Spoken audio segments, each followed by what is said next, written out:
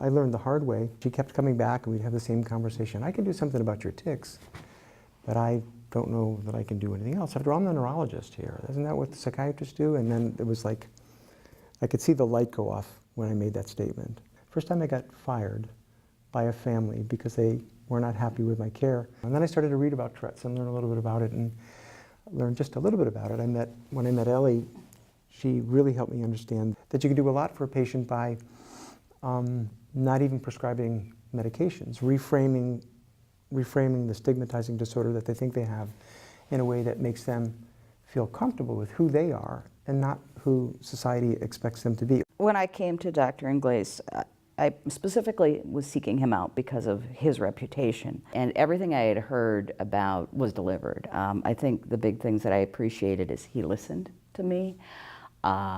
He didn't rush me through what was going on. My opinions were valid and important to him.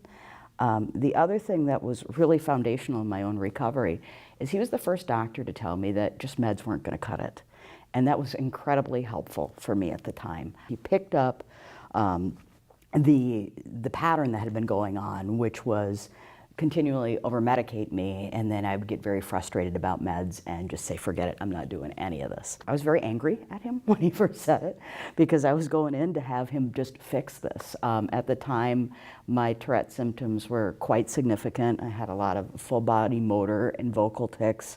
I had coprolalia, that's the involuntary cursing that only a small percentage of us with Tourette have. But I was in a lot of constant pain and frustration. I was asked to leave restaurants, churches, my school.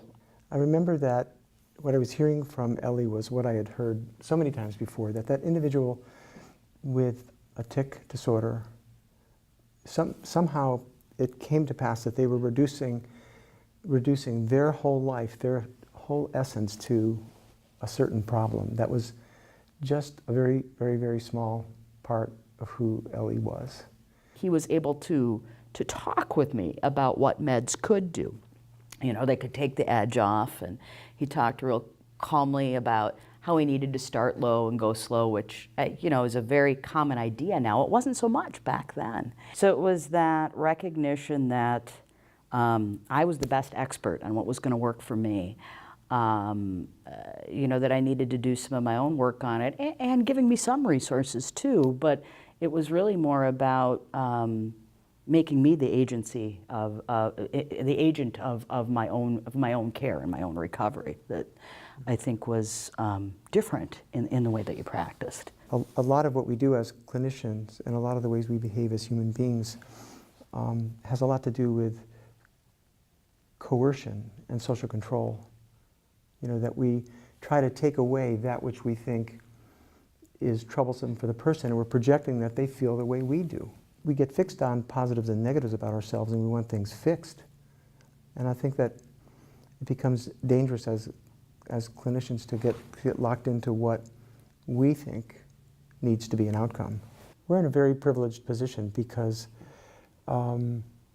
the people that we're supposed to care for are extremely vulnerable and they're extremely suggestible, and they come to us because they believe that, not that we have a wealth of information and knowledge, but that we're also wise and that we're going to do the right thing for them. And I think that psychiatrists need to learn just a little bit more neurology, and we have to learn a lot more psychiatry to best take care of, I think, everybody. It's interesting to me in the Tourette community, we've spent the last 20 years talking about, you know, this is a neurological disorder, this is a neurological disorder, and we have all these other associated symptoms. But we're not like these people over here. What is that?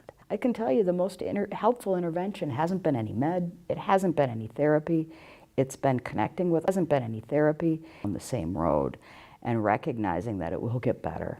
You know, those connections with other communities of people with similar experiences, that we miss ways to make connections, to recognize our common experiences and to grow and learn together.